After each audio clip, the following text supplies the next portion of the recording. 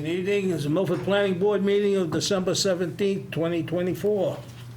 It's the pleasure of the board. Make a motion, we accept the meeting minutes from our previous meeting on the 19th of November. I'll second the motion. So moved and seconded, we approve the meeting minutes. Any further discussion? Hearing none, all those in favor? Aye. Opposed? Unanimous of 5? You were Right here? I don't know. No, you weren't here. I don't think I was. That's all right. You can still vote on vote it. anyways, it's a Okay. procedure. Oh, I'd rather abstain if I was not here. 4 in favor, 1 abstention. Okay, we got no 81Ps. In the minute we've got left, let me just note that our meetings next month are on January 7th, which will be a joint meeting with the ad hoc plan committee, and then on January 21st, which would just be a regular planning board meeting. And if your hearing tonight needs to be continued, it would have to go to the 21st. They take up a minute yet? No. Pretty close. Pretty close. 7th, 21st. There should be a calendar there for the year. Yeah. Okay, Larry, want to read the public hearing?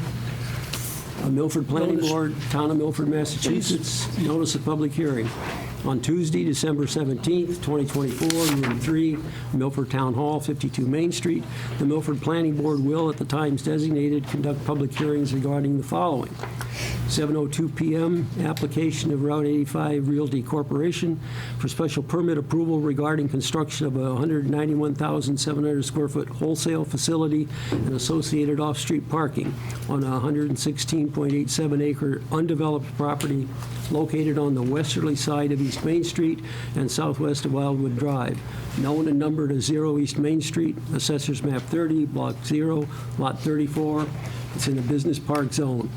The full application and/or maps of the above items are available for public inspection at the Office of Planning and Engineering, Town Hall, 52 Main Street, Milford, Mass., at the following times during the normal business hours. This notice was published in the Daily News on the 3rd and the 10th of this month. Okay. If you like, I can quickly paraphrase my report to get things rolling. Okay.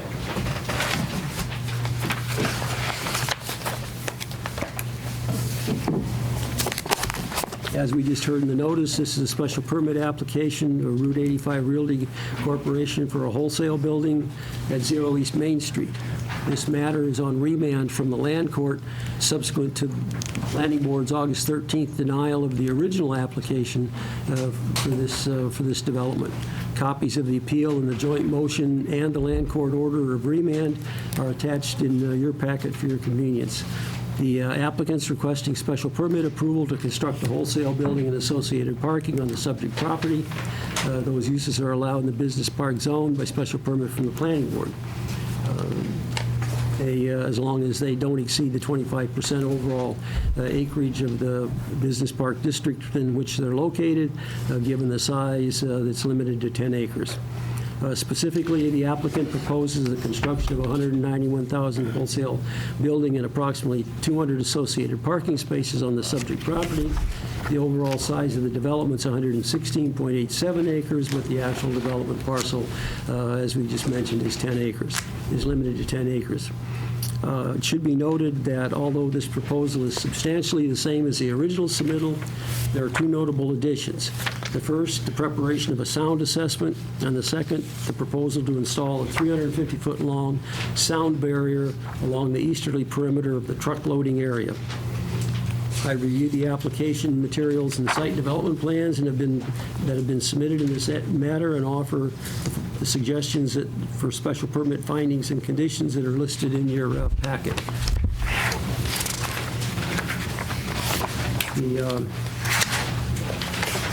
In my estimation, a peer review of the traffic impact study does not appear to be warranted for this matter. Therefore, I recommend the special permit be granted, subject to the conditions I've noted in my report at minimum, and any noted relevant items from the departmental comments. The various staff reports from other departments are included in the packet that we can get into later. There should be an attachment there. There was correspondence from abutters that I just got, so it's just a copy of what was sent in. And as I mentioned, the decision, the land court remand notice, and all the relevant documentation is included.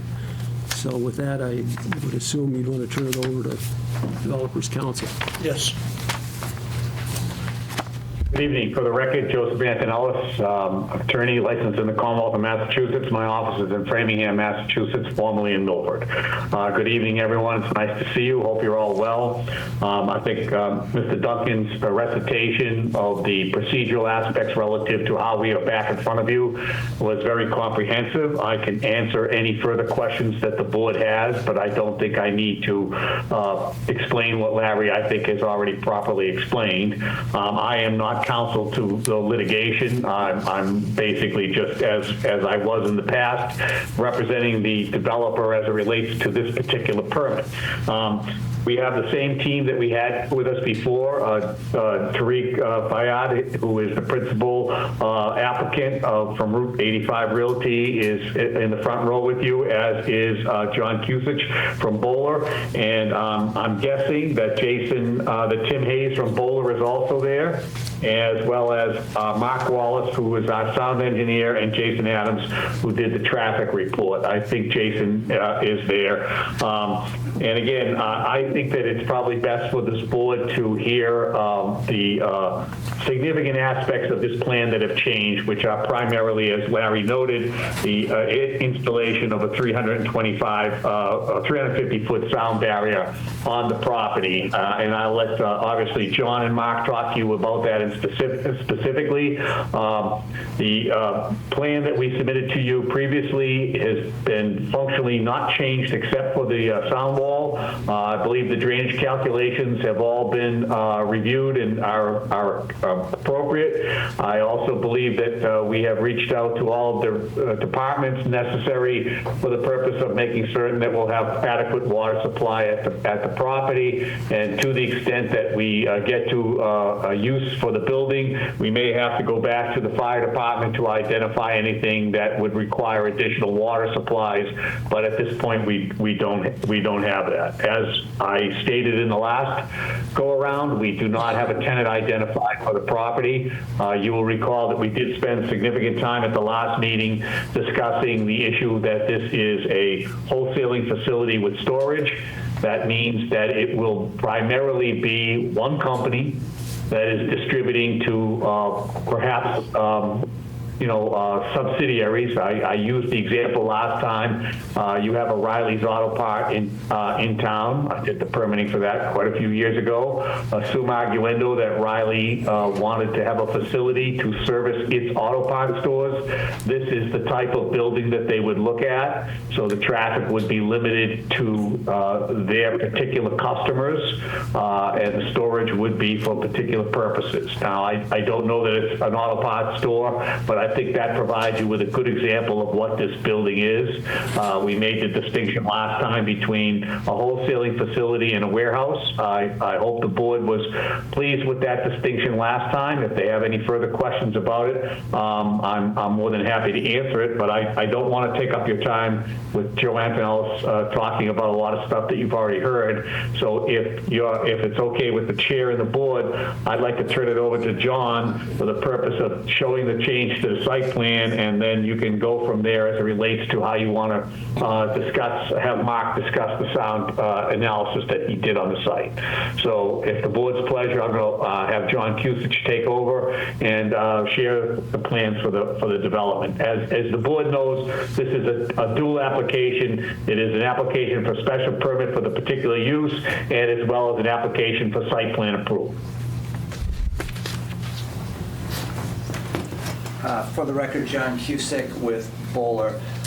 As Joe had mentioned, you're all very familiar with the plan from the last process, so I won't go into the details that were already discussed unless you'd like me to go back, and I will. I just wanted to point out really what is new on the plan is this pink line here, which is a sound wall. It's essentially 15 feet. The sound study was performed by Mark and his company. They pretty much said, here's the limits of what a wall would be to block any necessary sound coming from here. They provided the elevation. At elevation 340, relative to the building. And that all shows on the plan here the limits and the elevation. There's a note on the plan that the sound wall needs to be of a density of 4 PSI. 4 pounds per square foot. 4 pounds per square foot. It's essentially what you see in a highway, right? Some of those barriers. So it's not a like a cedar fence or something like that. It's a heavy-duty structure that will block sound. There's no gaps or holes in it. So that is really all that's changed on the plan. The plan is the same. There's some minor conservation issues we've gone through that process that. Frankly, I won't bore you with those details. We can get into them if you want, but they don't change any of the plan, the layout, the parking, any of that type of stuff. So with that, I'd be happy to go into any detail that you would like to hear. Any questions from the board right now? Do we want to hear from the, okay, go ahead. I got one. So how do we pick the length of the wall?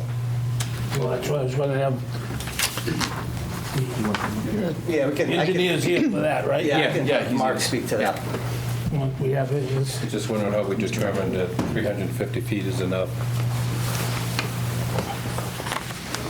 So for the record, my name is Mark Wallace. I'm with Tech Environmental, and I'm the project manager for the sound study. So there are two sort of steps in the process when we're doing our sound study. The first is to establish what the ambient conditions are, and the next is to do acoustic modeling, sound propagation.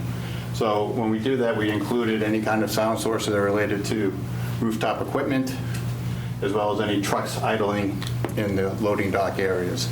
The trucks were the main concern. So when we did our acoustic modeling, basically it's a three-dimensional model that takes into account topography of the site, the building elevations, the site grading. And when we include the sound sources, we propagated that sound to the nearest homes on Wildwood Drive and along East Main Street. So with our analysis, it turns out we needed a sound wall that would block the sound from the loading dock area primarily. When we did our analysis, the sound, when you have this 15-foot wall, and as John has mentioned, it's sort of the same kind of wall that you would see along the highway. It's got that same kind of density because we're trying to block as much of the sound energy as we can from the trucks. So when we did our analysis, a lot of this sound is either being blocked or being deflected away from the homes. So when we did our analysis, we sort of evaluated what the length and the height of that wall would need to be to make sure that we're in compliance with the Mass DEP noise policy. And the policy is based on ambient plus 10 decibels above that. So what we're trying to do is make sure we're either below that number, which we are well below that at the nearest homes on Wildwood Drive, and as well as along East Main Street. And so that was the basis of our sound study. And I'll take any questions to that.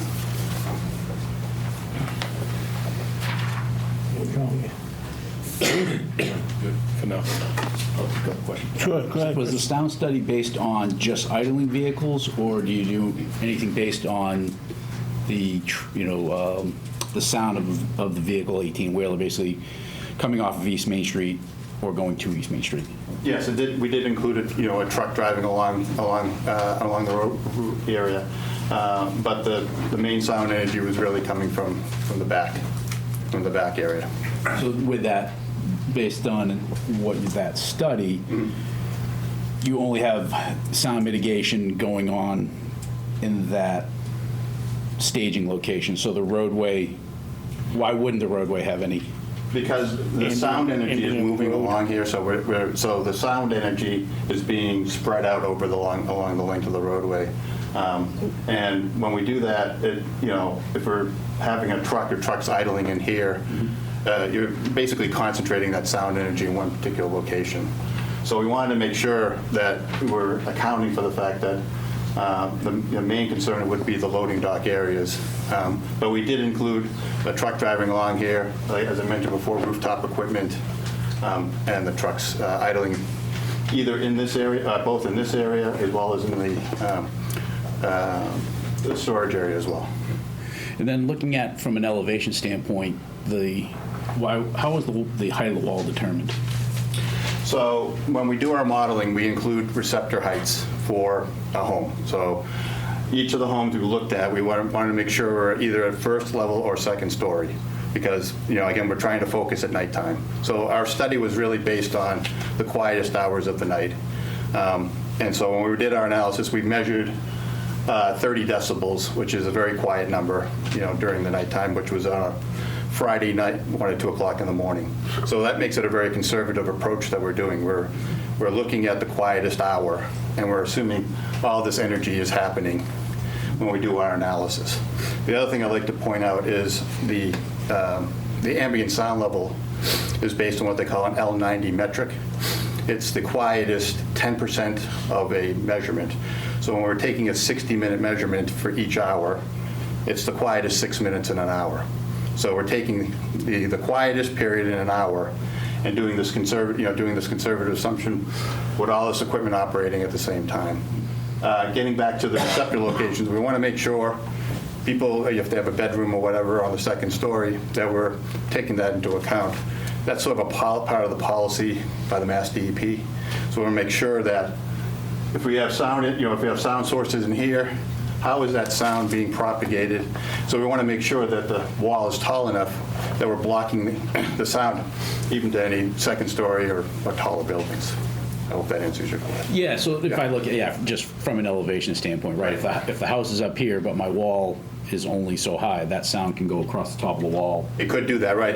So In that case. in your report, do you guys take an elevation at what would be considered the warehouse site, and then another elevation at the houses? That's correct. And right. that's in the report? It's not in the report, but it's in our modeling analysis, yes. Okay, I think it probably should be in the report, right? Because that's going to be important to know from my standpoint that, again, sound can still go over the wall. The idea of that wall is to basically prevent the sound waves from getting to those houses. That's correct, right. But if right. the second story of the house is in a direct sight line, then that sound wave can carry in. So I would prefer to see that. I think it's important. Absolutely. I think it's going to be important to all the people in the gallery here to see that.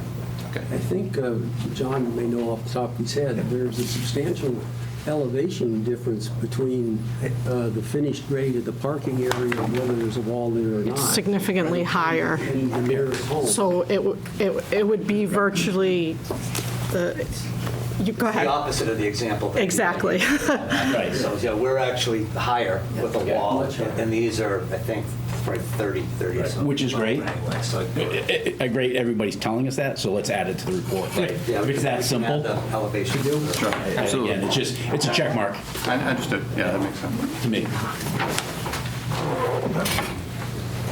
Anyone else right now? I was just looking through, where's the detail of the design for the sound wall?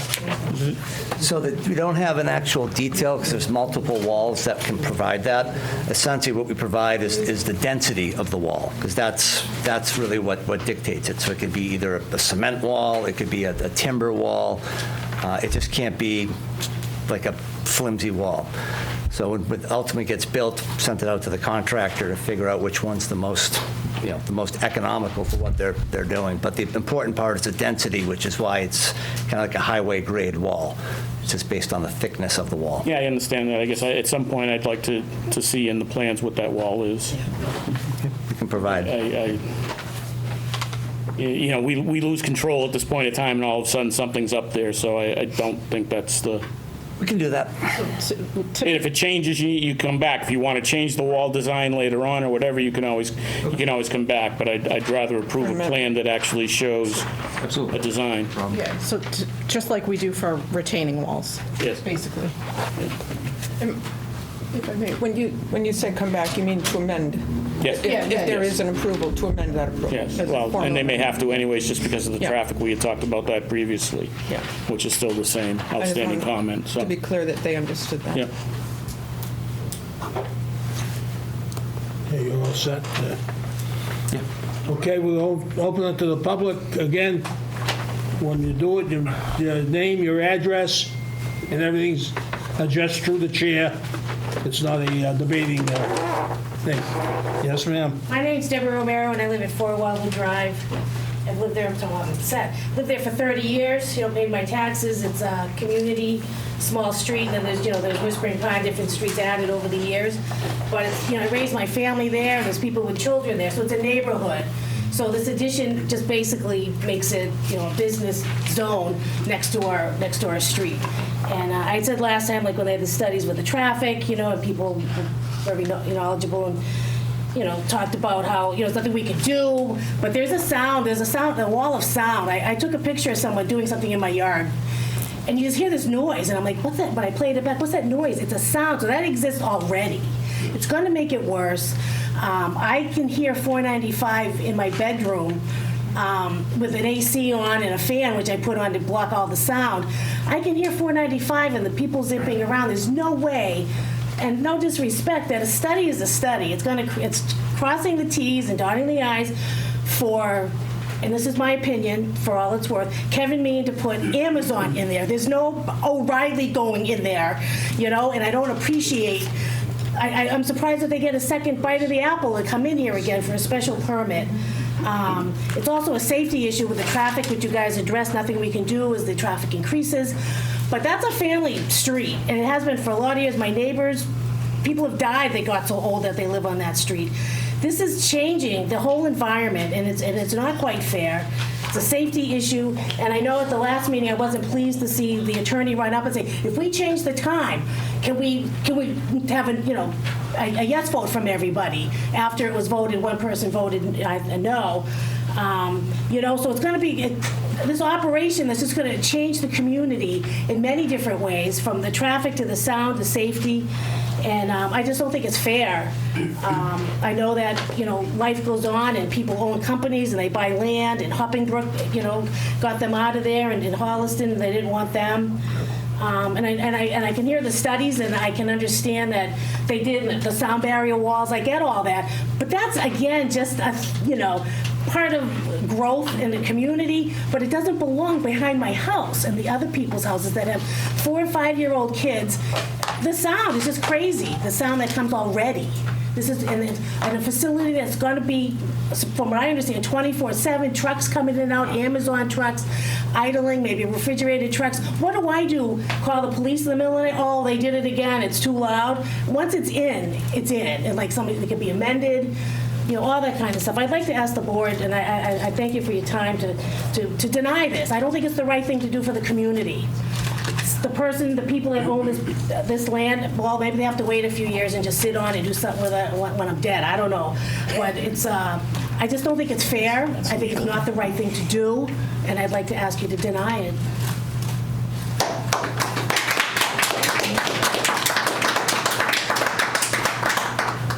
Anyone else? Right there, and cement's 329 above sea level. Yes, ma'am. Down here, I'm Ivy Nelson Kramer. I live at 469 East Main Street. My concern again is the traffic. I know it's been brought up. I'm sorry, I'm before. having trouble hearing you. My hearing isn't that good. Thank you. Thank you. No. She couldn't hear you. I was having trouble hearing you. Can you go to the microphone or speak to the group so we can all hear you? Oh, okay. Do you need my name and address again? Well, we just need to. Thank you. I've been here before, and my concern is with the traffic. And upon further research, as a matter of fact, it's on your meeting for tonight, this person, the developer, is looking to put in apartments up on Fortune Boulevard and also on Beaver Street on the corner where McDonald's and Burger King is. And you've got these major intersections that would be a nightmare with the trucks for this warehouse. And you're going to throw in apartments, which is going to create more traffic. So I just wish you would really consider the traffic impact on this. That's it. Yes, sir. We're back. Jim Flanagan, Whispering Pine Drive. Thanks for having us. We're all a little confused why we're here. We understood that you, as individuals, were sued. We understood that was the case. And it does tell us something about what kind of a neighbor we're getting into our neighborhood that turns on us and bullies people when they don't get their own way. First of all, with respect to the sound studies, there was a good question about the wall. It wasn't really explained very well by the sound engineers. Sound is waves. You understand what waves are. I can take a piece of cardboard and put a light behind it. You don't have to be straight in front of it to see it, because waves diffuse. And coming over that wall, whether it's higher or lower, the wave will ripple and come down and go up. And you'll still hear the sound. It'll be diminished. But that's the way sound works. That wasn't really well explained.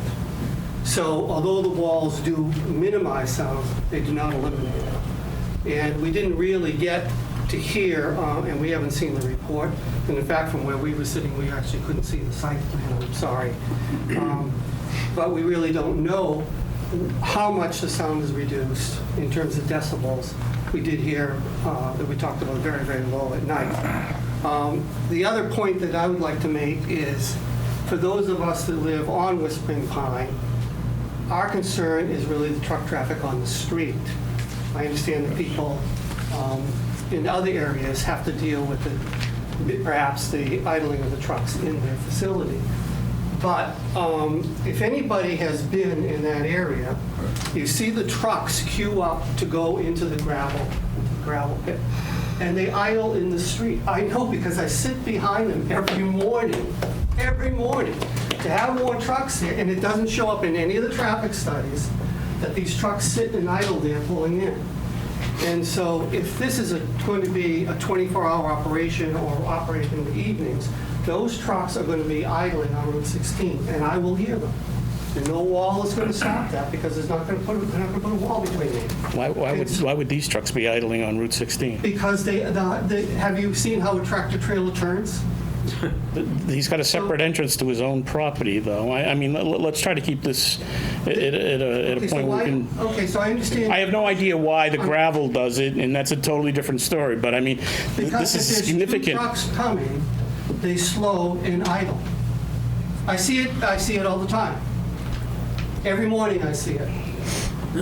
And so I'm just saying that's the way tractor trailers, they have to slow and stop before they can turn, because it's a narrow driveway. It's not like driving down the highway. So I can see you poo-pooing it, but it's just a simple... I don't know how... There's a lot of issues, and I understand that, but there's certain issues that we can evaluate or not, and that becomes very difficult to evaluate those types of issues. I mean, you're telling me that somebody is doing something illegally, so I can't tell somebody else he can do something because someone else is doing something illegally. They're not illegal. If they're parking on 16, they certainly are. Parking, so you changed my words. I didn't say no parking. I said the truck idles because 2 trucks, when one tractor trailer is turning, the truck behind them stops. Traffic stops all the time. Yep. When traffic is heavy, it stops on 485 when it's heavy. So when one truck goes to turn, the traffic stops with the second truck to turn. And they sit there and idle. And it happens every day now. And adding more of that kind of traffic, it's only a simple traffic count. It's only a few trucks. But it's a very real case, and I wish you hadn't poo-pooed it and dismissed it when it's very real for those of us who live in the neighborhood. It happens everywhere in town, though. It's not unique to there. And so we don't have this kind of development being put in. And we're not going to, again, just not in a debate here. Yeah, okay, so you're right, that's good. And so those are the only points I had to make. Thank you for the time. I'm sorry that it didn't seem like a reasonable argument, but for those of us who live there, I think other people can confirm whether they've seen that or not. Anybody? Yes. Yeah. So perhaps you have those of us who live in the area see it every day. Yes, sir. Joe Groska, 4 Dogwood Lane. been there 25 years. Like people said, great neighborhood. Been in construction over 35 years, working in Boston. I know what construction's like. This is a huge project. Just the start of this project, with the access of that road, with these construction vehicles, cranes, this, that, going in and out of there probably for 2 years, would be crazy in itself. Then the ongoing trucks for the access of that road, like these gentlemen have spoke, would be very noisy and heavy traffic. It takes me, I leave at 5:30 in the morning, it takes me at least a minute to get out of the road, that hour. With this operation 24/7 and the workers, it's crazy. These developers should access another way in if you approve this building. That is not the correct way in. The environmental thing about it is ugly. The sound wall does nothing. Does nothing in my opinion. I think you should reevaluate the access to this, whether it's off 495, in the back roads of Fortune Boulevard. The reason they chose that access is the ledge. More money. That's easy access, but it disturbs the whole neighborhood. Everyone knows that for a fact. These gentlemen know that. You could access it in through the back way if you approve that plan. But this project is huge. It's huge. It's a warehouse. Does it do anything for the town? Does it help it in any way? I don't think so. There's so many vacant buildings and properties, maybe not that size, that this developer could consider. I really think the board should take that into consideration. Thank you.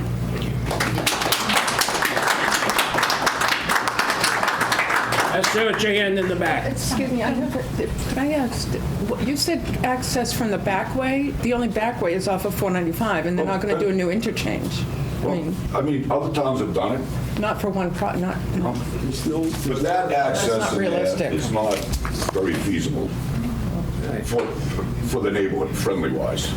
With all them trucks coming in off that route, like Christopher said, it's still noise. They're going 20, 25 miles an hour down that road. They're not idling.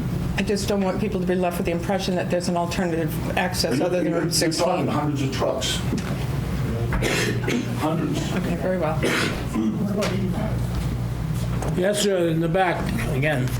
My name is Amir Ashchich. I'm the neighborhood in the Science Circle. So I would like just to verify with the college engineers. I'm an engineer too. I'm with heavy equipment industry for 20 years now.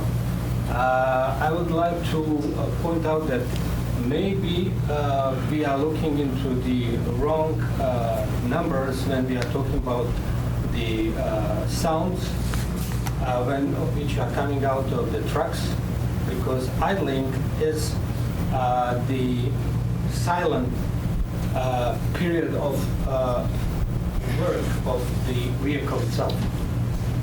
So having said that, we are looking into the warehousing, and there will be a lot of maneuvering into that area, backing to the dock to get unloaded and loaded.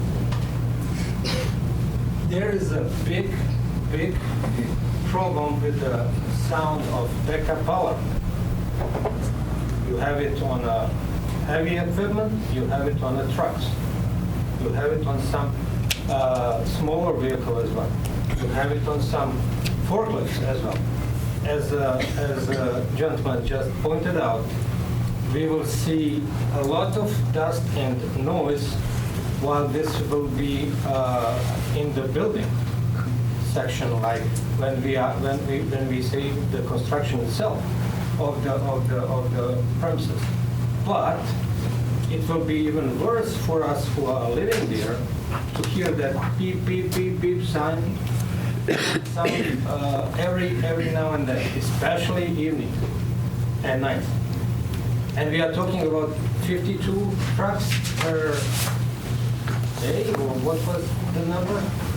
So, I mean, that's irrational to think that you can live in the house with such a sound. So I don't know.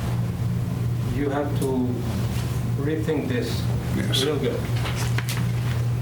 Thank you.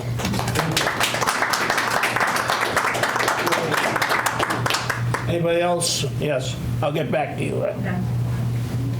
Hi, I'm Teresa Benincasa. I live at 17 Zane Circle.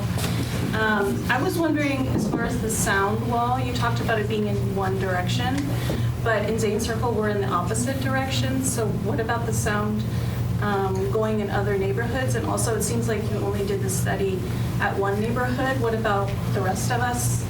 And then also, I wanted to mention also about the trucks. I agree that there is a lot of traffic. Sometimes it takes me a couple minutes just to turn left out of my street. So trucks are going to have that same problem. They're going to be sitting there waiting to turn left as well. And so, yeah, that's all I can say. Thank you. Anyone else? Yes, sir. I live over in Zane Circle, and actually I'm one of the trustees for the 80 homes over there. And I have a couple of questions. What's your name? I'm sorry. Steve Kramer.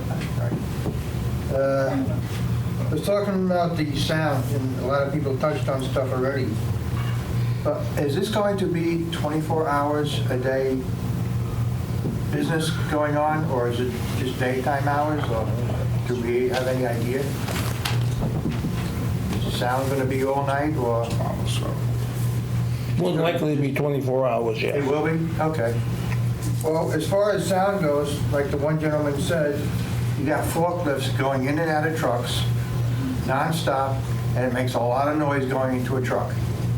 And you got the forklifts backing up, and then you got the tractor trailers backing up every night into a bay.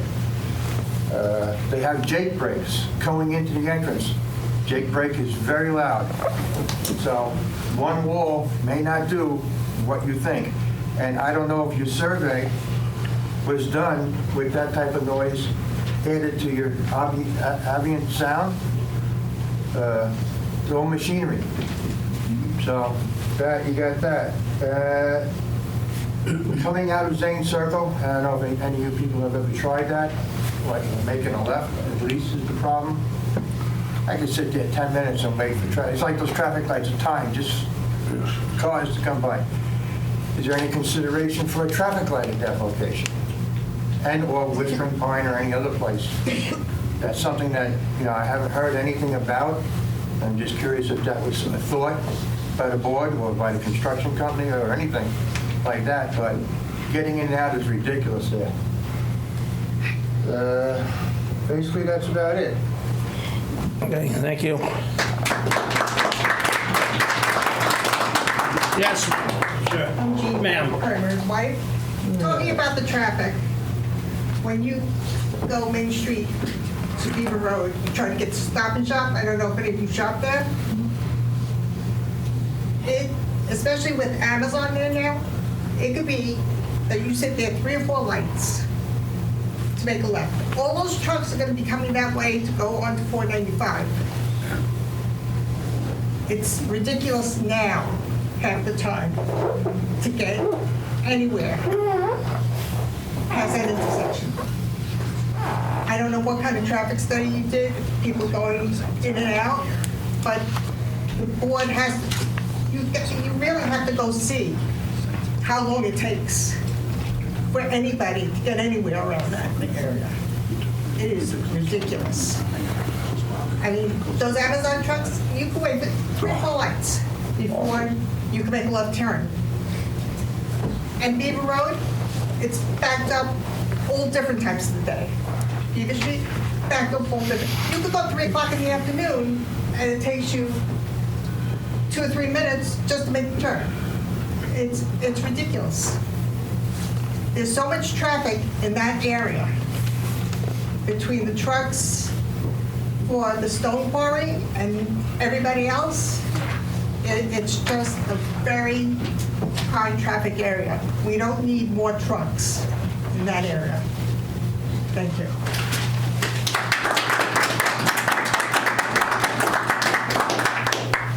Anyone else? Yes, sir. My name is Wilson Valdez. I live in Wellwood Drive. I think, this is the most affected with that, Nightwood, the end of the house. And I agree with you saying, when I bought the house, I bought thinking, I'm going to be in a quiet place and we pay the taxes. And, now everything changed. And everybody talking about the traffic. And just this morning, by the way, before last year or 2 years ago, I was trying to make a left in the 9 Wildwood Drive, and somebody hit me from behind. And this morning, I'm trying to, in the morning, trying to get early in the morning, trying to get up from the Wildwood Drive. I spent almost 15 minutes because there's a lot of traffic. So imagine this, with all the trucks that. And by the way, when I try to pull from the Wildwood Drive, going to left going to right or left, I can see the people coming from the right, but I cannot see people from the left. And the other lane is not like a straight road. It's like this. So how can you figure it out? And I ask you guys, hey, if you live there, are you concerned about your family? Are you concerned your children? Are you concerned the noise, the traffic, and everything? So ask this question yourself. So if you live here, you vote for that. Thank you.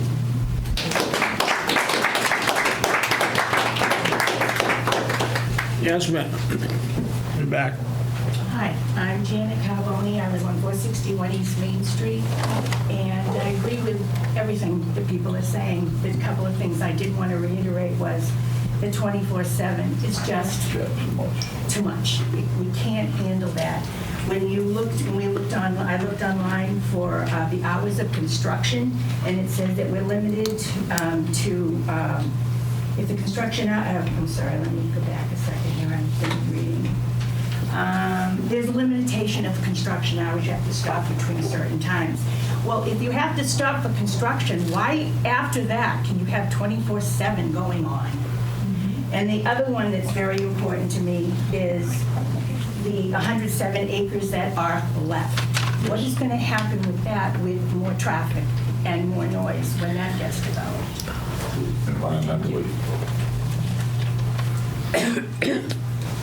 Thank you.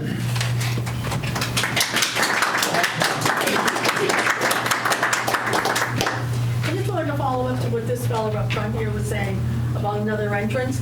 When the casino was going to try to get into there, the casino was going to have an entrance out onto 495. So why can't they go through the motions with the state to do the same thing for another exit? And also, I think The magnitude of the things are totally different. And the casino wasn't actually putting a new exit in. They were doing a bypass lane that sort of connected the two that were in Milford with a slip ramp that got them off. But it was going to alleviate some of the traffic on Route 16. Alleviate all of this. The state wouldn't do it for this project. There's no way. There's not enough traffic. What about 85? They don't have access to, They do not there's no have access to 85. So you're telling me the only access? I'm sorry. Oh, okay, then I just wanted to quickly say also, I think one of the other meetings I was here, we talked about getting the correct speed limit posted, which is 30 miles per hour in there, not 40 as the sign is now. The state put that up when they repaved 16. The correct speed limit there is 30 miles per hour, and there used to be signs that were 30 miles per hour. You were going to look into it with the state because the state maintains that section of 16. And also a request for no jake breaks in that area. I just don't want that to fall through the cracks. And I did not recall the speed limit, but I wrote it down now, and I will. I am going to follow up on the. All right, thank you. All right, that's it. May I ask Elizabeth a question? Certainly. And the no jake break, is that a request that can be made? To the state. To the state, Yes. Yeah. Okay. The state has to approve it. Yeah, thank you. But we can bring it up, yes. Okay. Anyone else? I just would like to make just one, Jim Flanagan. I'd just like to make one final comment. I know the planning board has to act within their bounds and represent the town, and we are the townspeople that you represent, as well as the applicant's request within the law. And I'm just asking that you represent the townspeople that have lived here for decades.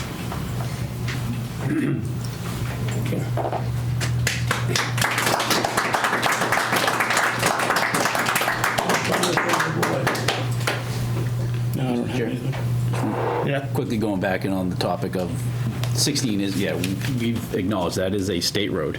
So realistically, the town of Milford has no jurisdiction on Jake brake signage, speed limit signage, and also any additional added traffic enforcement, traffic lights and all that. So I know that that is a concern for lots of you out there, but it's out of our control, out of the town's control. That is a state issue, and I know it was brought up a lot last time. It was brought up again tonight, but again, just to let everybody know, this board in this town really can't do much.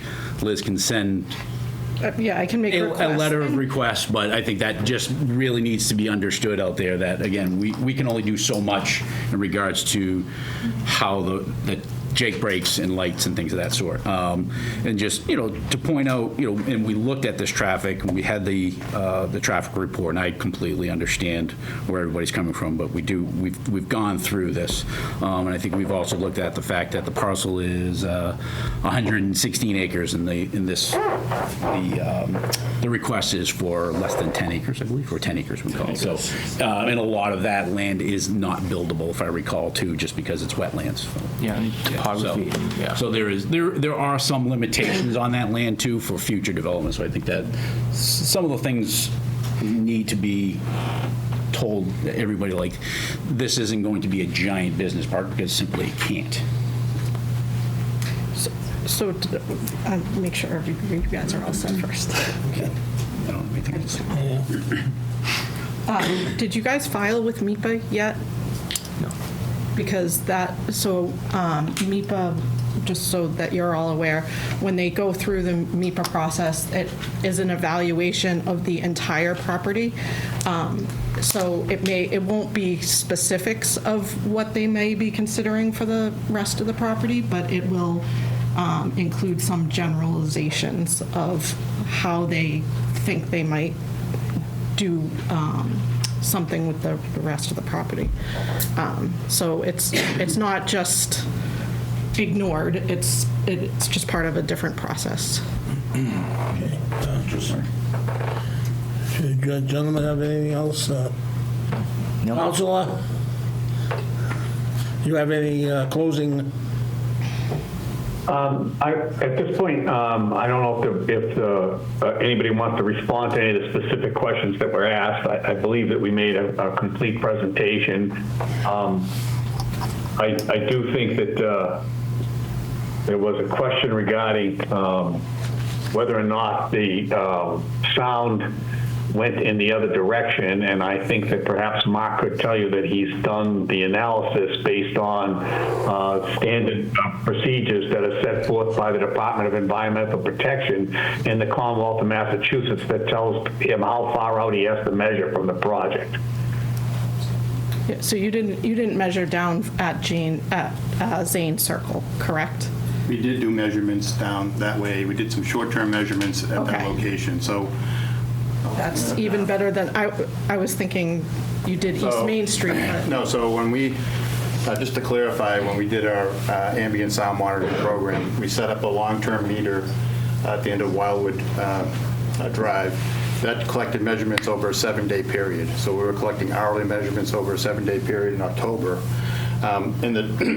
During that same time period, we also took measurements along down on East Street and down by Zane Circle. And the measurements there, when we compared them to the background, were actually higher because of 495. So when we based our sound study, we based it on the lowest measurement that we got at Wildwood Drive for the whole area. So when we included our sound, when we did our sound calculations and acoustic modeling, we included, receptors that are receivers or homes down along East Main Street, along Zane Circle area. And again, what we're seeing is that a lot of that sound is either being stuck in between the building and the wall area, or has been propagated or pushed away from the homes, either on Wildwood Drive or East Main Street. Thank you. Mr. Chair, just quickly on that topic, Larry was able to point out to me, so the loading dock is at 329 feet, and the, over at Wildwood is at 320, so it's actually a 9-foot difference. So it is not significant at all. It's not So- as significant as I thought it was. Yeah. So I just want to point that out. So to the point of, let's see what that line of sight and why is it a 5-foot wall or is it a 500-foot wall, right? Like what do we truly need? And, adding this wall is an addition to really helping in that sound mitigation and I hope would be a good neighbor. I just would like to see just a little bit more analysis. I can understand the thickness of the wall and why you would need that. I'm just trying to have a better sense of how high that wall needs to be, and again for that line of sight of the sound waves. So again, from a Yeah. So maybe I can just add to that. So again, when we did our analysis, we have to include the heights of the trucks in that. So, and then a lot of that sound energy is within the engine itself, so it's down a little bit lower. It's not at the top of the thing. So it's out the top. Well, the other thing is that a lot of trucks nowadays have to, because of the new EPA air quality standards, have to put on what they call SCR units. Yes. And a lot of that sound energy, and I've done measurements of newer trucks, sound energy is much lower than what is typically used in Federal Highway Administration studies. And I've been in contact with those folks, and and they understand that the data that they're using from the 1990s is kind of old. But that being said, the sound measurements that we took or modeling we did here was based on that sound energy, and then that wall. When we did the analysis, we played with the height of the wall to make sure we're getting maximum sound reduction. And so, going back to someone else's concern about sound propagation, that the model takes into account how sound energy either goes through the wall or around the wall. And a lot of, there is some sound energy that does go around the wall, but the majority of it is blocked, and that's why we're recommending 4 pounds per square foot. So it's a thick wall that knocks down the low frequency noise. And so something that might help, other than a one-page of text explaining the results, are some graphics, because it's over 1,000 feet from the wall that you're proposing to Wildwood Drive. Only 1,000? You're going up and down hill, over the wetlands, over the wooded areas. So it's not like it's totally wide open and totally flat. There's at least a 10-foot ultimate difference between those grades, but in between, there's a vast variation. So and we did any graphics to explain that. A lot gets lost, no pun intended, in the distance. So again, we did take into account topography of the area in our sound analysis. The model can produce sound contours and shows how the sound either gets blocked or pushed away or moves a certain way. Saying to show a cross section. Talk about just kind of cross section through just a topo cross section. Of the wall, you mean? With the wall, through the wall, all the way down to the property, so that we can see what that cross section looks like from the parking lot all the way to Wildwood Drive. You should be able to cut. Yeah. The civil engineer can do that. Yeah. Correct. And then if you do have if you're able to take the content of the analysis and show the degradation of the sound as values across there, it would be good to have that as a sheet. Similar to like a lighting. Yeah, similar to a lighting diagram. Because that distance, we can see the distance in knowing the degradation in sound over that distance. Just naturally, the amount of sound that goes down is significant. Yeah, we're projecting that the wall is going to get more than a 10 decibel sound reduction, which is a significant sound reduction. When you're thinking about a 3 decibel change in sound is barely perceptible, and a 5 decibel change is noticeable. 10 is halving of loudness. So we're talking about the wall doing a substantial amount of sound reduction. But we can show that graphically as well.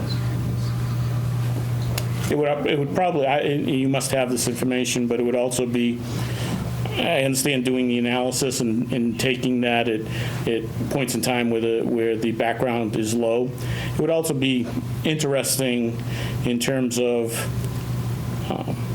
on a Friday afternoon at 2 or 3 o'clock in the afternoon, what the sound value is at that point in time, because it's tough to evaluate some of those things. But the ambient in that area, as in a lot of areas, I mean, I can hear 495 from my house, and I'm 4 miles away. Sure.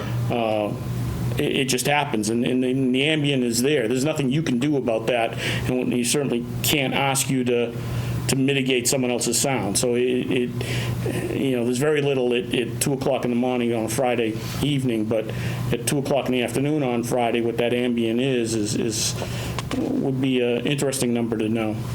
Yeah, and I can tell you at least it's about a 10 decibel difference or more. So that if we were going to look at the ambient the noise from the facility with the wall and everything else, it would be even lower. Yeah, I know that, yeah. Right. Yes, you had one thing. I'm just not sure I just had a question about the wall. So if sound is hitting that wall, is it not echoing more into the other direction? Are you taking that into account? Like the fact that it's probably going to be bouncing back more to the other direction, and the other houses along East Main Street that are there, and Whispering Pine and Zane Ridge will probably be getting more sound instead of less? So the acoustic model takes into account what type of property the sound barrier is. And so it does take into account any kind of reflecting of sound. And that's why we sort of turn the corner here and put the sound wall around the corner here to make sure we're blocking any sound that's going to be escaping out this way towards East Main Street. So the model does take into account reflection of sound when it does its calculations of the ultimate sound number that you get at each home. And it takes that into account. I just thought, since you said you were just looking at the one street, that you're taking into account reflection, but are you taking into account that at all the other locations as well? Yeah, so the building itself also acts as a barrier itself going this way. So it helps to block that sound going down from, on this side of the site as well. What is the distance between the building and Wildwood Drive? Feet-wise? I don't know if it's on my head. You'd have to guess. I think it's 700 or 800 feet, but John will. 700 or 800 feet, that's it? From the building to East Main Street?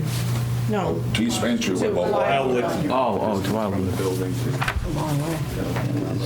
I mean, you have a scale right there. Yeah, it's probably close to 1,000 feet. I can measure it, though. It's probably close to 1,000 feet, but I can measure it in a second. 1,000? Yeah. 21st is the first. With all that property, you couldn't push that building back a little? A lot of wetlands. Yeah. Wetlands on the other side. Well, it looks like the whole building's around wetlands. It's surrounded. Is that going to be okay?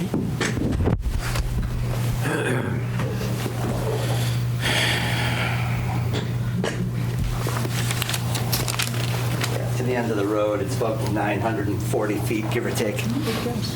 That's not a big distance for that kind of house. It really isn't. Can I make a comment?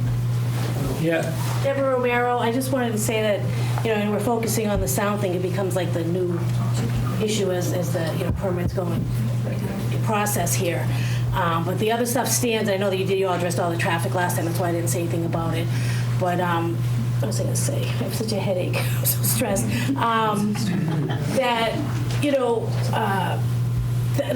The operation itself, like I said, I just want to reiterate that the attorney ran up to the person that said nay and said, if we make it till 6 o'clock at night and we end their operations, will you, approve the permit?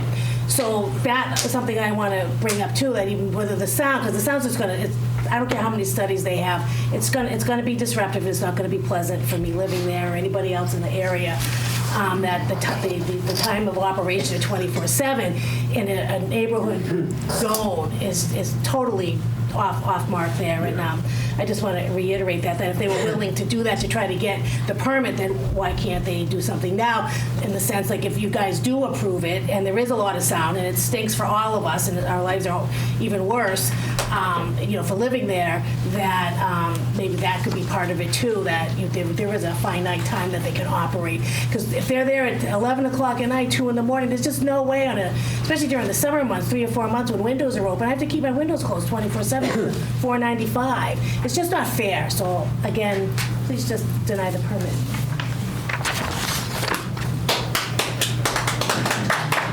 During the construction of this building, would the wall be built first? No. Well, construction is loud. It's probably louder than the... That's why there's a limit on the construction hours.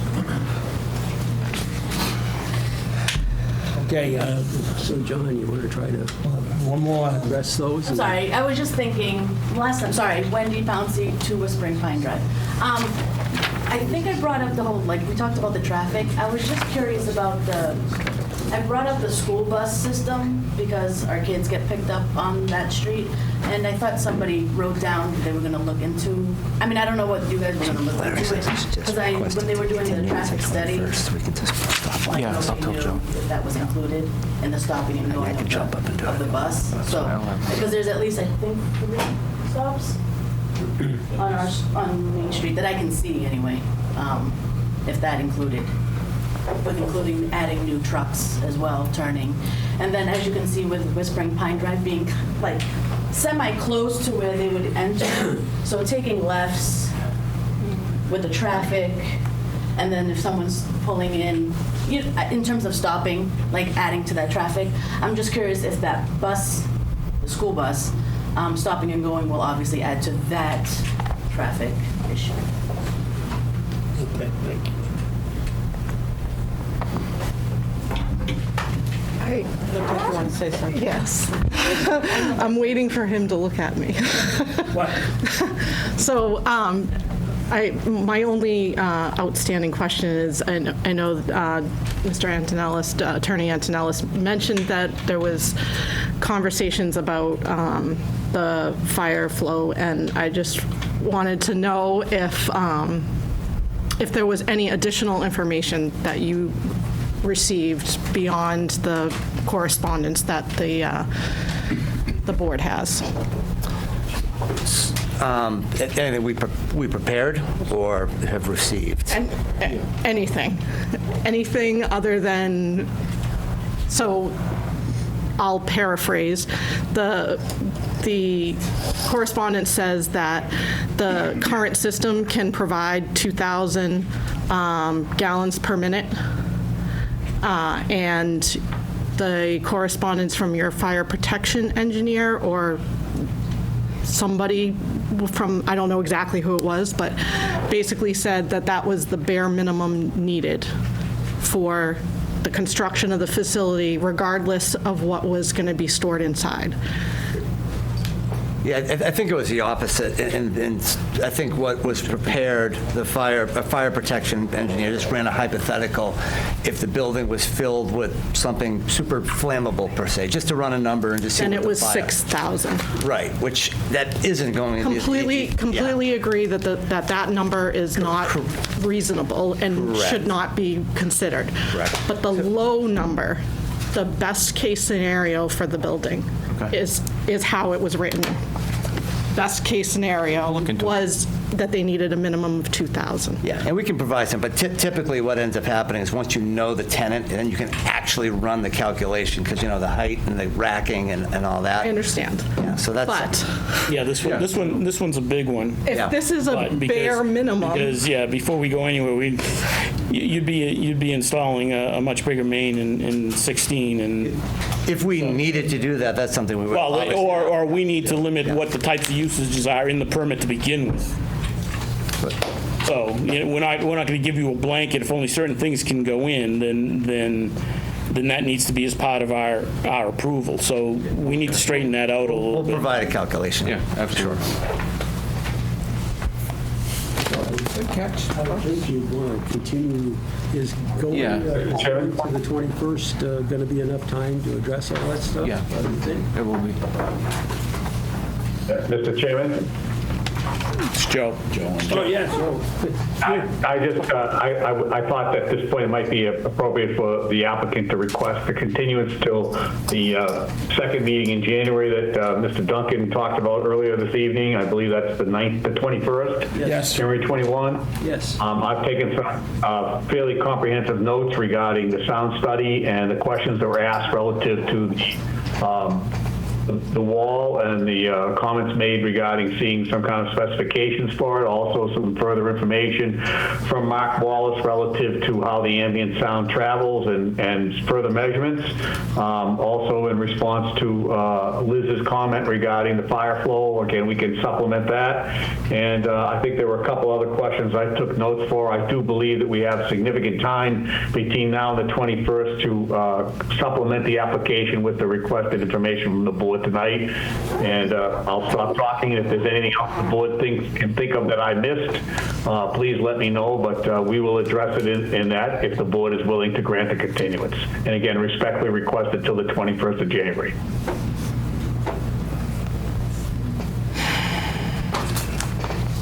Pleasure of the board. Make a motion, we continue to the 21st of January at 7:02. Second. Been moved and seconded, we continue this public hearing until the 21st of January. Any further discussion? Hearing none. All those in favor? Aye. Opposed? Thank you. Thank you very much. Thank you to the board. Appreciate it. I'd like to thank the board. Night. Happy holidays, everybody. Thank you. And you, Joe. Night.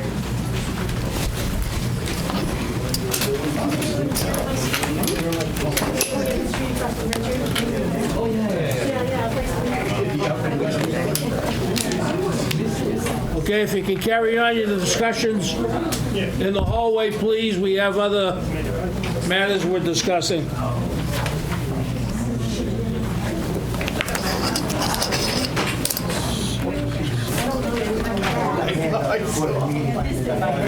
Thank you. Water flow turns up that way. Minimum at 2,000 gallons. Is that what you For that facility. that facility would be 2,000 gallons. Unless, depending on which.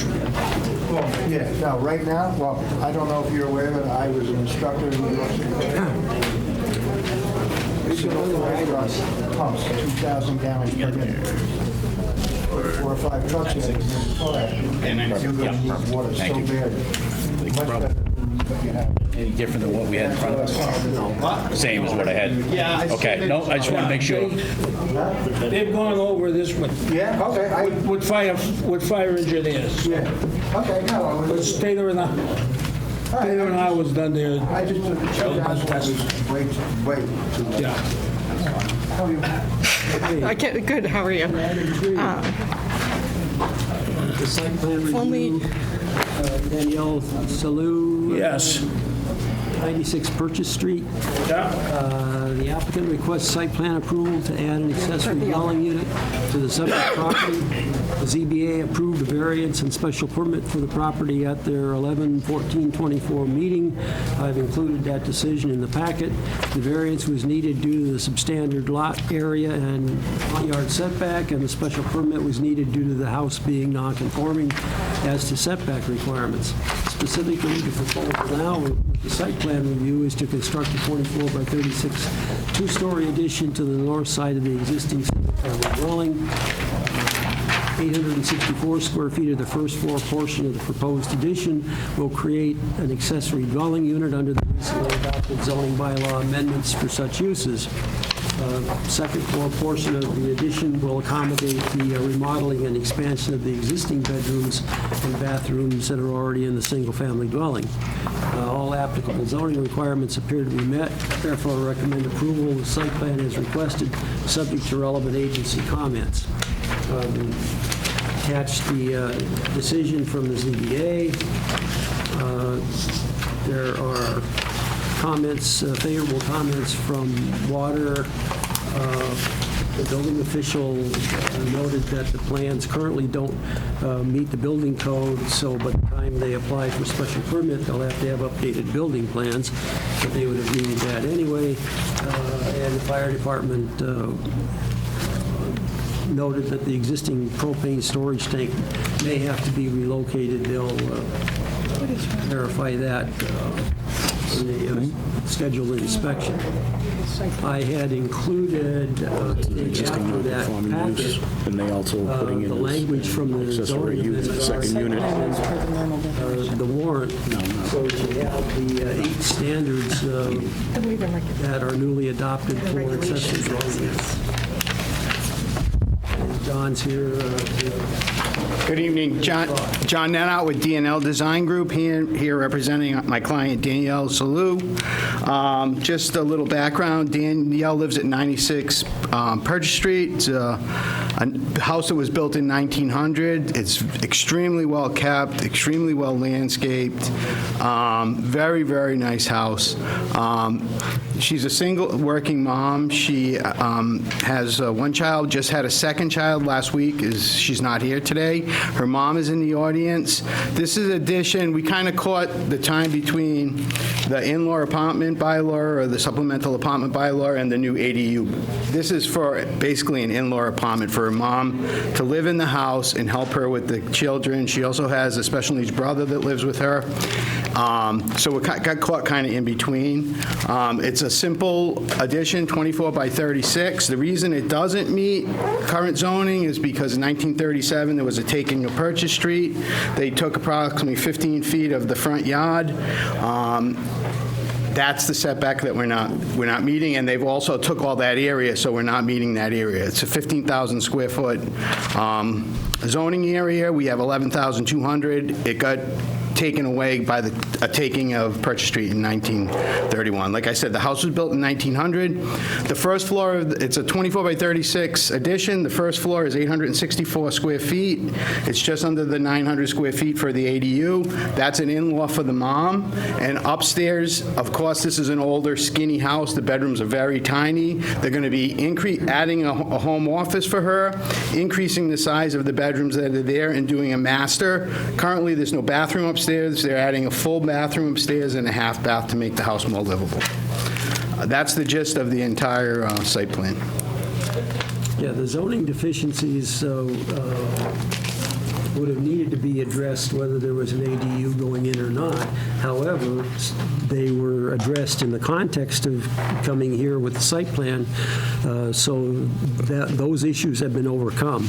Otherwise, they would not have been able to apply for an ADU because they needed to have a compliant parcel and building to start with. But as I say, those have been overcome. So the 8 items under the new ADU section of the bylaw, under 319, they're coming for site plan approval. That's number 1. It's being created either with, this case, it's being created within the single-family dwelling. That's number 2. It would have separate entrances or at least availability for access from the outside, which this one will. Number 4, shall not exceed 900 square feet. John's addressed that. Number 5, shall comply with all applicable regulations concerning setbacks. That's been overcome, as I mentioned.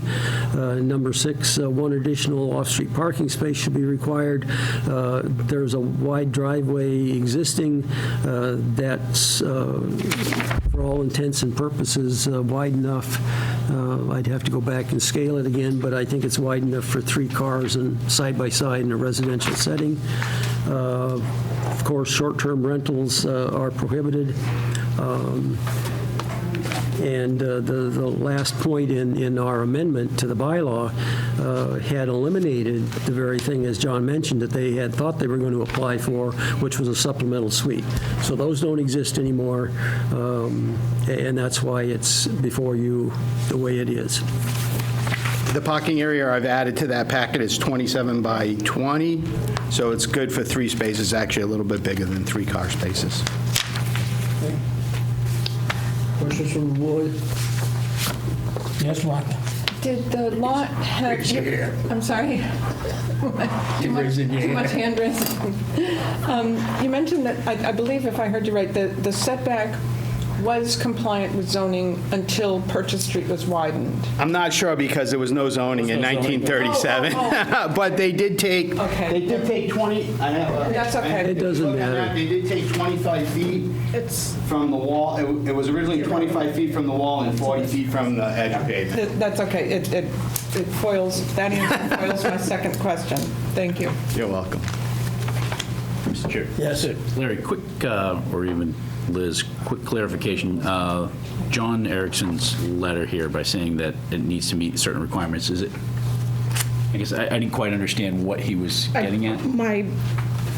The best I understand it, and I don't quote me on it, is it has something to do with like, does John know the I know. answer? I talked to John knows the answer. So it's the building plans. The building plans are basically a layout and sketches. There's no framing plans. There's no insulation plans. They don't meet the new energy code. Once we get permitted for that, then she needs to have a full set of plans to submit at her building. Good, yeah. it's Just, nothing yeah, to I do just, with the site plan. okay, I just wanted to make sure, yeah. I didn't quite understand what Mr. Erickson was getting at, so, but that makes sense now, so I'm glad I asked the question. Thank you. Well, Joe, this is one of them where you could possibly say there is a hardship on it. Yeah, I don't have anything with this one. Well, with the ADUs, I mean, it's actually not a bad one for an Well, I'm ADU. just saying with the front yard being taken, that was thing. Any other comments from the board? What's the pleasure of the board? I'll make a motion to accept the site plan with the relevant comments. I will second that motion. We moved and seconded to approve the site plan. Any further discussion?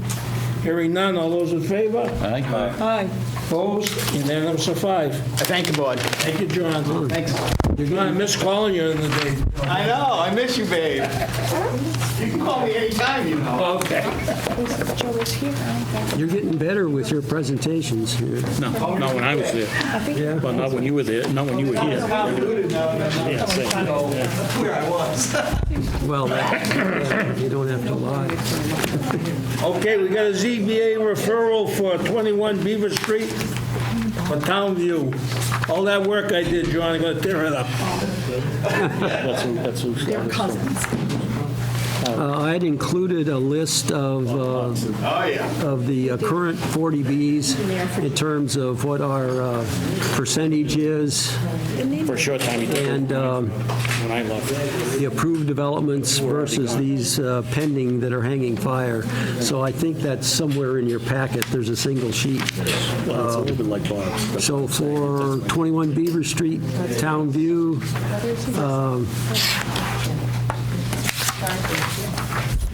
Town View, 21 Beaver Street, the above referenced 40B is being proposed. It's located within the Bear Hill Industrial Park, and it's in an IB industrial zone. Consists of one 4-story building with 103 1-, 2-, and 3-bedroom residential units. As residential units, as rental units, all the units will be eligible to be counted on the town's SHI, which is recently updated to 9.5%. The 14.6-acre lot is located southwesterly of the intersection of Medway Street and Route 109 and Beaver Street. I have reviewed the subject proposal and note the following deficiencies. Number one, the only access is from Beaver Street, which is one-way northbound. Number two, the southbound 495 ramps are located only 475 feet to the east of the site. Number three, residential traffic will compete with existing heavy truck traffic from the industrial park. Number four, the current traffic counts on Beaver Street are 4,078 ADTs. That's based on a Tetra Tech analysis in June of 2023. Number five, the driveway location has been moved 120 feet north of the existing town-approved location, which was put as far south as possible to avoid what the next item is, number six. The driveway location will result in delays caused by stacking from the Medway Street intersection. Number 7, there are only 157 off-street parking spaces for the 103 dwelling units, so they're not coming close to the 2 per unit requirement that the ZBA has maintained. Number 8, the units are proposed close to existing commercial and industrial uses. Number 9, there's inadequate screening and buffering provided from adjacent commercial uses and the gas station. Number 10, very minimal usable open space or recreation area being provided. 79% of the 11 or 11.57 acres of the 14-acre site is wetlands and or floodplain. So if you want to go out and use the open space, you're going to sink up to your knees at least. So therefore, based on the above noted deficiencies, I recommend an unfavorable report be forwarded to the ZBA.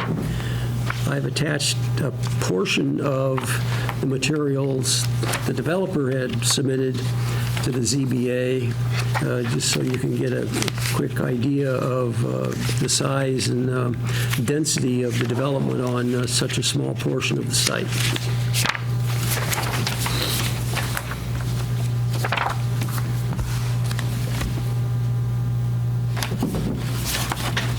So I'd recommend unfavorable be forwarded to the ZBA.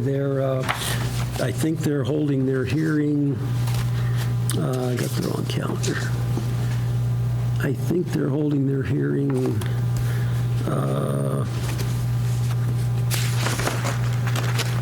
next week. 23rd? Yeah, next Monday. January 23rd. January 23rd. Oh, they bumped it out? Yeah. Oh, all right. Anyway.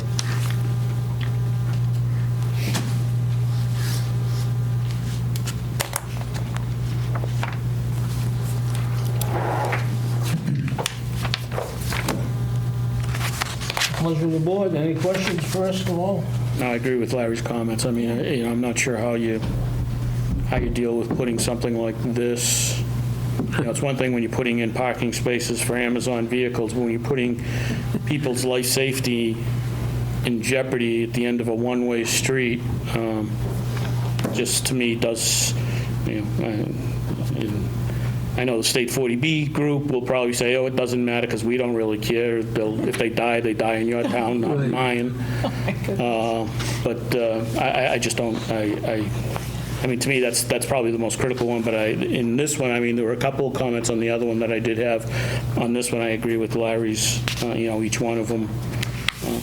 Some of the parking makes no sense whatsoever. I can't see people walking, especially up to the distances. And so I agree with Larry's comments, and I would, I certainly make a motion that we send an unfavorable report to the zoning board.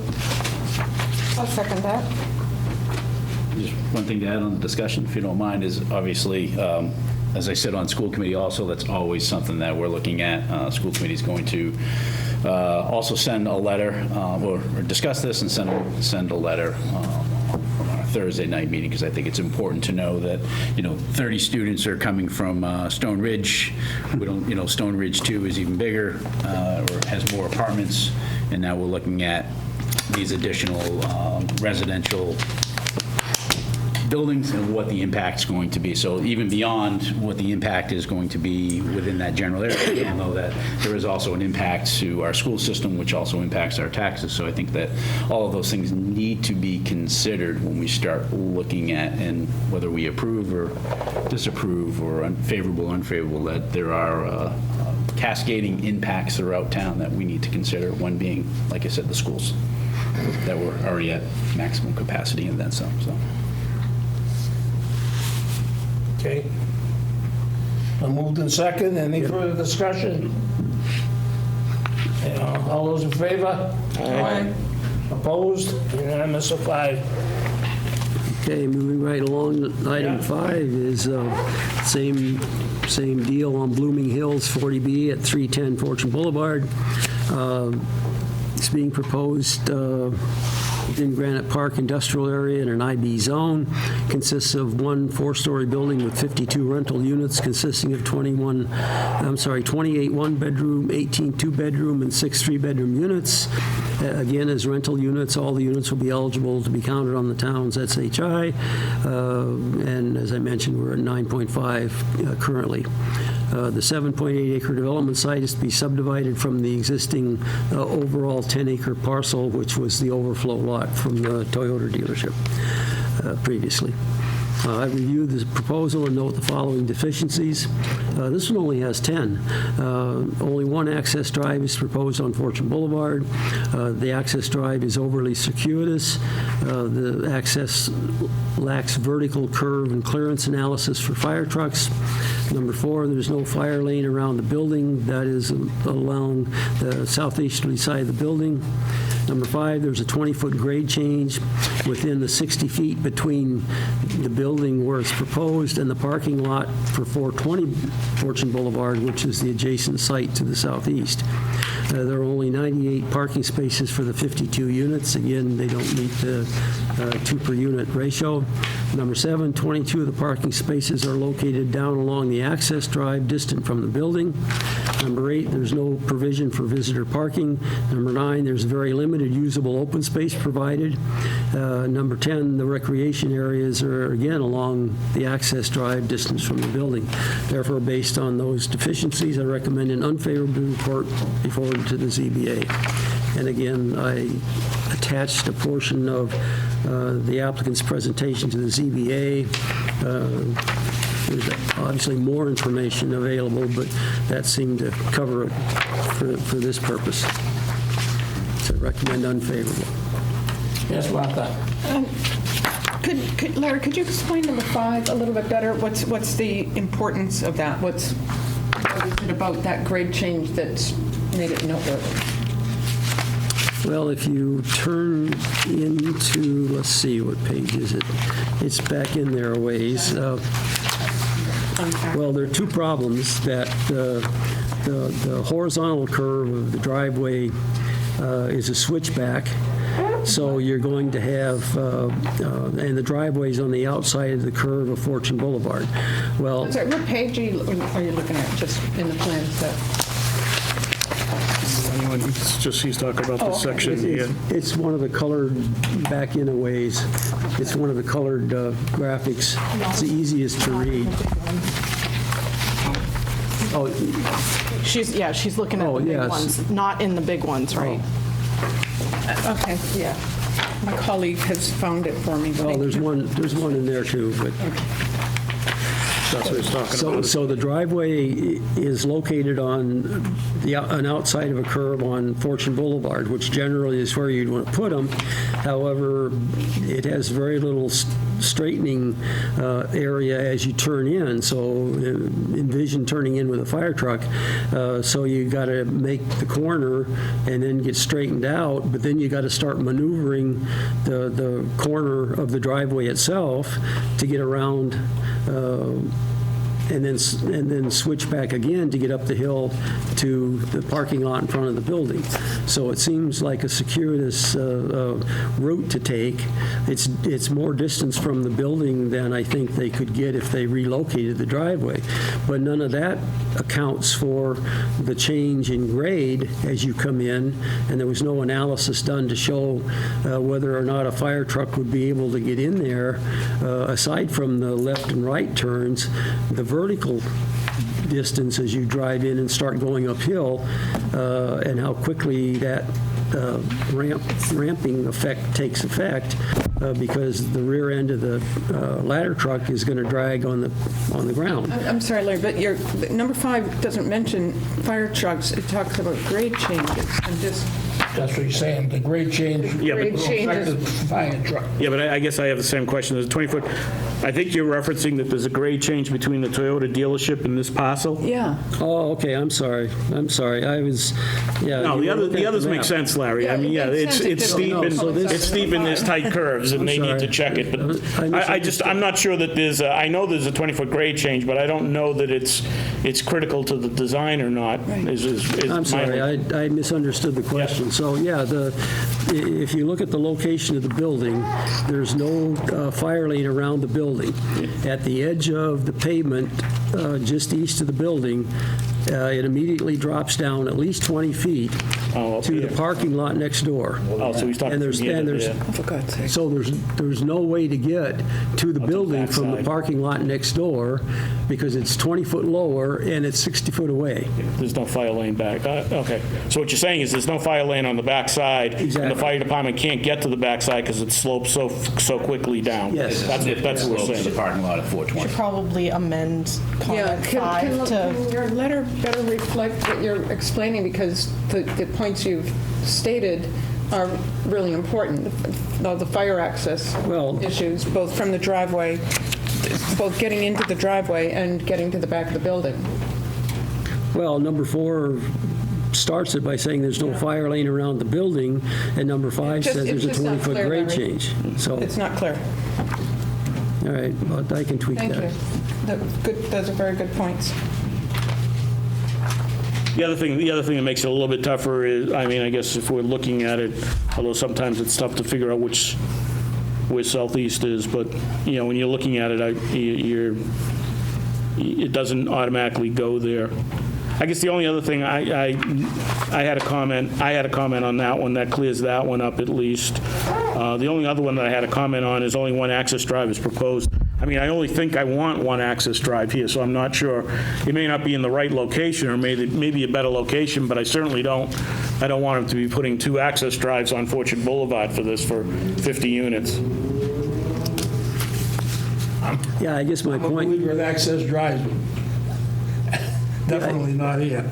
Yeah, I guess my point was with only one being there, and then they're further complicating the issue with the horizontal and vertical curves. Yeah, I understand that, but I mean, I guess comment 1 to me doesn't need to be there. You address it in all the others. Let's eliminate comment 1, because that lends me to believe you want multiple access drives, and I certainly don't want to see that. Right. All right, yeah, I can take that out and rephrase the others. Whereas it's really fire access that's the issue, I think. Yeah. That's all I have. Yeah, I can make those changes because I'll include this with the cover letter for the recommendation, so. So is that a motion? What's the pleasure of the board? Make a motion, we send an unfavorable recommendation, unfavorable report to the zoning board of appeals based on Larry's original letter plus the discussion comments on items 1 and 5. Second. We're moved in second. Any further discussion? Hearing none, all those in favor? Aye. Opposed? Unanimous of 5.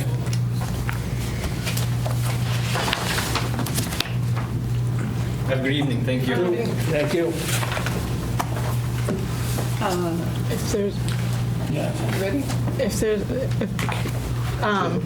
yeah, so I didn't bring it up during the hearing, but as for the ADU, there's just, I have some concerns, and I'm not sure that, I think it's something that the board needs to think about, how they want to, if they want to address it, I guess. So typically, the water, I know the letters in that approval were basically fine from the water department, but I've had discussions with them separately, and where that's really an in-law apartment, I know it's not going to be permitted as such, but where it is, they're less concerned about it. But something moving forward is whether or not we want to see, it's really about having 2 meters for the water and possibly 2 sewer services. That would be the bigger thing for for consideration, because that could make a substantial change to the site plan. I spoke with John Mainini about the services, and he felt that if there was any ability for them to be in separate ownership, the ADU and the main house, that he would like to see two. There's also there, and same. It's just something I think that there needs to be further discussion before we get too far along with these regulations. Well, I think the water and sewer department have to tell us where they want to go or not go. I don't know that it's ours to say. I mean, I think the water department right now could say, we're not doing it unless we have two water lines. They don't. Yes, Larry, I am fully aware of how you feel. No, but I talked to town council, I talked to Jerry today. The town cannot regulate ownership with zoning. So you have to assume that one way or another, many of these in the future can be condoed out, and they can be owned separately, whether we like it or not. There's nothing we can do about it, and whether you require it on a site plan or not, that's another whole issue. You can't require it on a site plan unless the sewer department or the water department says they want it, and that's why we review it. And that's one of the reasons I wanted to have site plan review. I agree that they need to figure out. My recommendation is they need to assume that every one of these damn things is going to get condoed out. Who's going to tell them that? Who's going to tell them that? Who's going to tell who that? Who's going to tell the sewer department and the water department? I will. Because the sewer and the water department currently, as they reviewed this one, think that it cannot be condoed out. Well, I'll tell them. So I just think I think that it's something that the regular site plan review, which this falls under, unless this site plan review is identified and defined differently than a commercial site plan review. By the bylaw, it falls under the same requirements as a regular site plan review. In regular site plan review, we would know whether or not the sewer department wants certain types of things, and we would require them to be shown on the plan. I just think there needs to be a conversation or a consensus from this board as to whether or not you want to see it on the plan. And if you're not going to see it on the plan, I quite frankly don't understand what you're looking at, because there's nothing to the site plan review. So I just wanted to bring my concerns to your attention, and you as a board are completely in control of how you handle it. I just wanted to bring my concerns to you. Does keeping it as one water main, one sewer, is it that become a deterrent from condoing it out? Because now you've only got one service coming in, one electrical, one sewer, one in one. No, I think it's the other way. I mean, at the end of the day, if they want to condo it out, then they put in two. They have. I mean, But you can't do anything about it at that point. When you go to condo it out, yes, there is no trigger to require a separate sewer service. There is a trigger for a additional water meter, but for example, the people that were in front of us tonight, this is clearly just an in-law type situation, right? But I have an in-law apartment. When my parents pass away, she's trying to tell you something. I may want uncomfortable fast. I may want to rent out that facility, and you can. I can, but isn't it in everybody's best interest, that everybody understands up front that now I'm going to have to try and figure out how to make the plumbing work so that I can have 2 meters and not 1 meter. Or if the sewer... Hence a deterrent in going down that road. Right. That's what I'm saying. So I'm just looking at it from that side, that it was someone like you that has some forethought of an in-law apartment and may, from the initial site plan, create all those dual services coming in, whereas the other person now has to come back to us or go through. They're not going to come back to us. They don't have to come back to us. At the end of the day, I'm not sure it's government's job to protect everybody from doing everything and anything. I mean, sewer department should be reviewing this and saying they're putting in four more bedrooms. That pipe isn't going to be big enough to handle what's in the building and what they're adding. The pipe is... Then what difference does it make if we have separate utilities? Then why are we going to require that? If somebody is willing to take the thing on and they're willing to set up a condo document that says if the sewer pipe breaks, it's the responsibility of both parties, or it's my responsibility or whatever, why do we want to get in the middle of that? Well, we wouldn't. That's my point. My point is that the utilities, when they review one of these, needs to be mindful. This case that was here tonight, it's unlikely that very quickly it would be condoed out.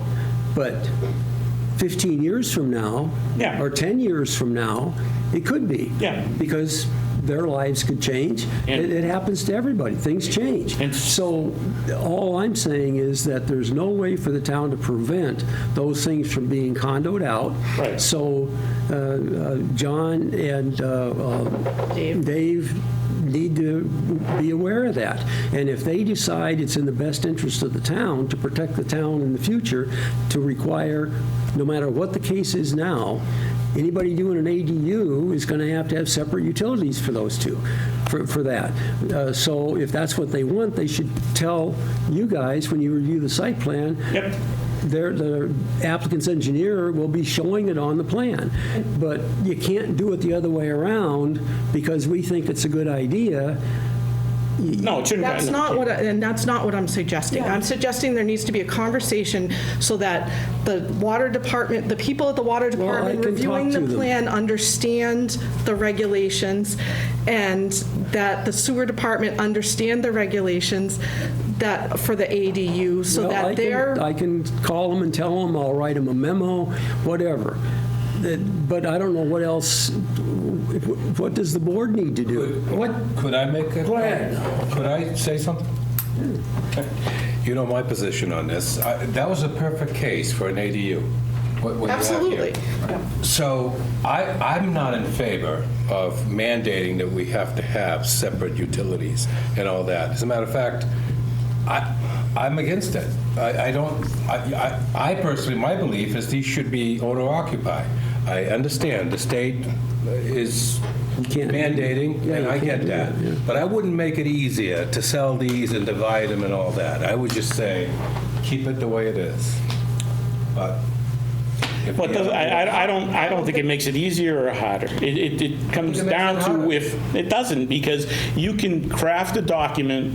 If you're going to condo it out, you do a master deed in the condo documents that says this is how utilities are handled. That's as much as they do. They're not going to build anything differently. They're not going to do anything differently. They write, if you got a lawyer that knows what he's doing, they write it into the document, and that's how they handle it.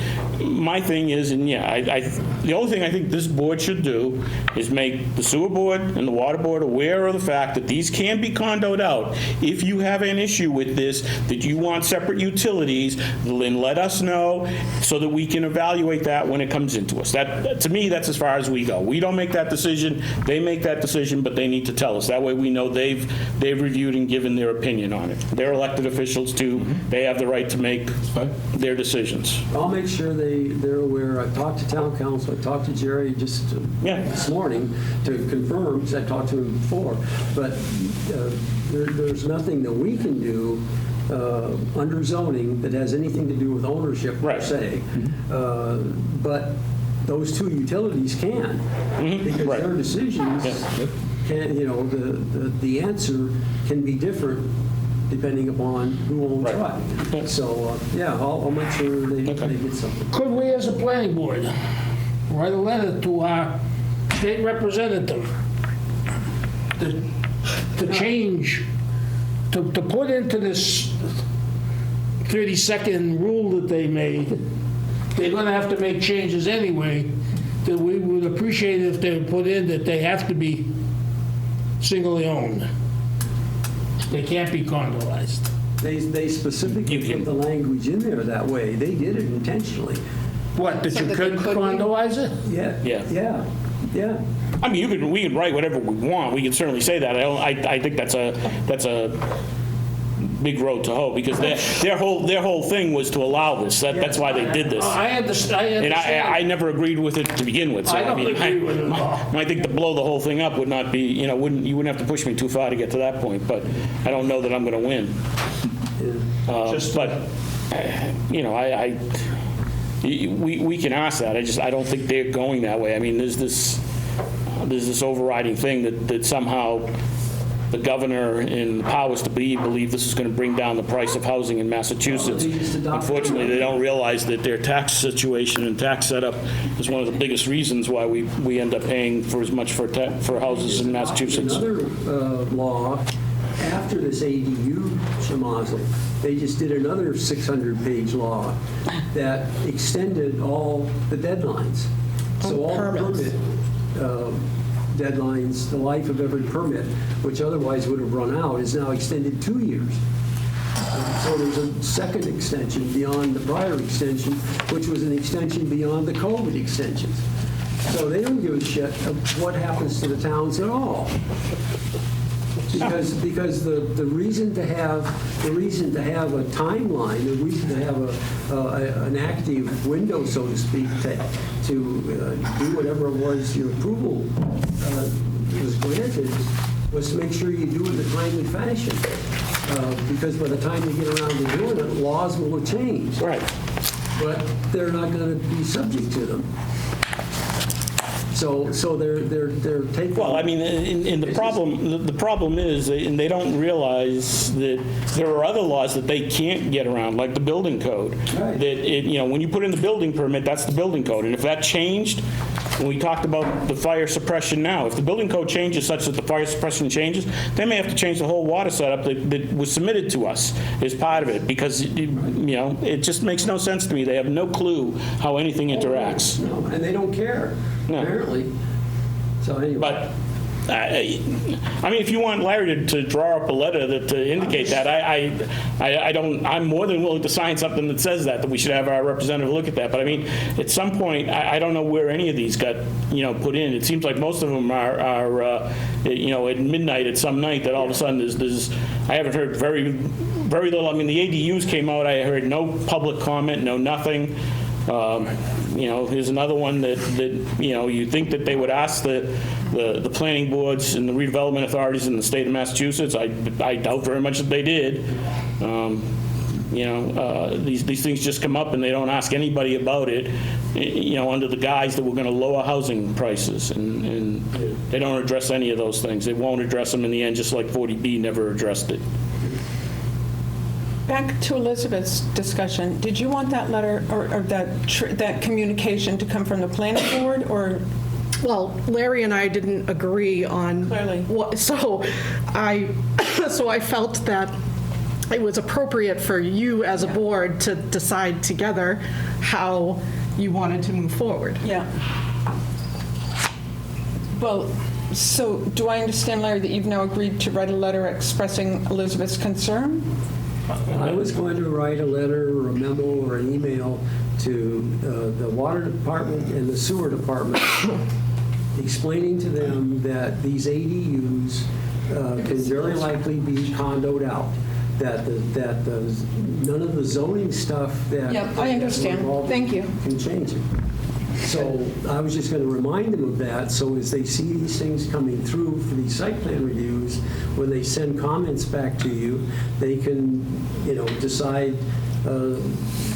I would think they would want to have all of them have separate utilities. I would ask the question, Larry. I would indicate to them that that they can be condo, and if you want to put it in, the planning board is questioning whether you want these to be as separate. It is your choice, and the planning board wants to know if you want these to be separate utilities or not. That way, we put the question out there to them. Right, 'cause- If they don't come back with anything, then hey, that's on them, and if they do, we can follow it. I could even see that because the ADUs can be a separate building, so you build a 24 by 36 separate building, those things to me would be obvious separate utilities.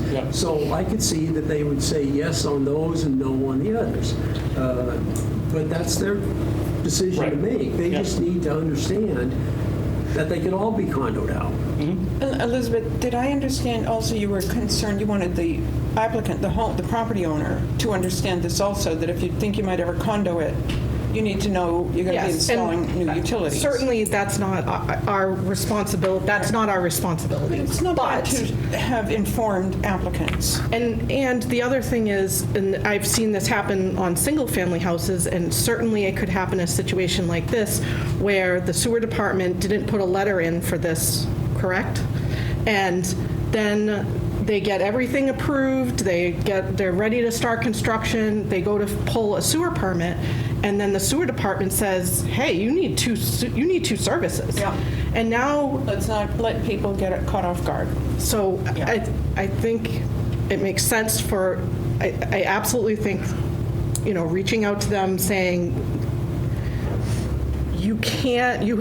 making sure that they understand that they have the ability to regulate this, or at least set a precedent, come up. And I think putting to them the different scenarios of an addition to an existing building and a separate building, they may want to have different situations for each of those. But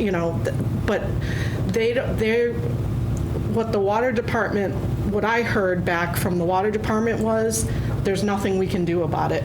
We have to approve the ADU. That was all. Right. And that was all they understood. But I'm just saying, they didn't think they had the ability to say, hey, we would really like to see 2 meters. So I just want them to have a better understanding of what this board is looking for. Okay. Are you ready? I'm ready. I just didn't think, and I still don't think it's necessary. Larry's not. No.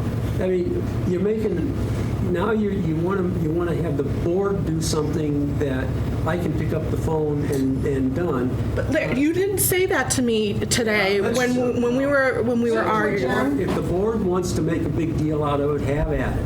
Okay. No, I don't think it's either any of that. I think at the end of the day, all it is we just want to make sure that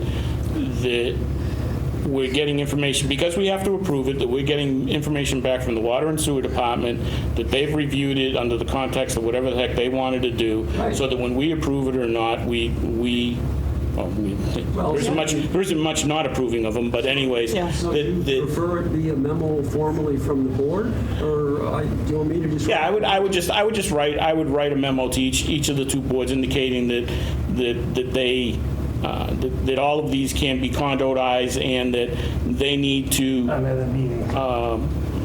they need to be aware that they can ask for separate services as part of that. And then when we get our answer back, if that's what they want to do or not do. Okay, Martha. Oh, I already made the motion. Second. Moved and seconded, we adjourn. Any further discussion? Hearing none. All those in favor? Aye. Opposed? Unanimous. 100. Good night.